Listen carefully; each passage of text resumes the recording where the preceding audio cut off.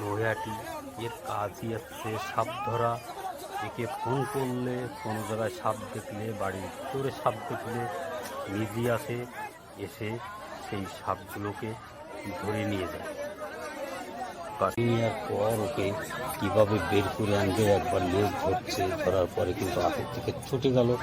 ছুটিয়ে যাওয়ার পরে এবার আরও ভিতরে যাওয়ার পর ওকে কায়দা করে ওইখান থেকে বের করে আনবে। এই বড় সাপটা কিন্তু ধরে নিচ্ছে, এর লেজটা ধরে ফেলছে। দেখুন এই সাপটা কমসে কম সাপটা 4.5-5 ফুট লম্বাইতে আছে। আর সাধারণত সাপ যে জায়গায় বাচ্চা দেয় সে জায়গায় কিন্তু মেল ফিমেল দুটো থাকে না। এবার যে মা সাপটা সেইটাই কিন্তু থাকে, যেহেতু মা সাপটা ডিম পাড়ে, আর ওই ডিম পাড়ার পরে এরা 3 মাস পর্যন্ত, যতদিন পর্যন্ত বাচ্চা বড় না হবে ততদিন কিন্তু ওরা ওই জায়গা ছেড়ে যাবে না। ওরা কোনো আহারও করে না, না কাউকে কামড়াবে, ওরা চুপচাপ ওই জায়গাটাই বসে থাকে।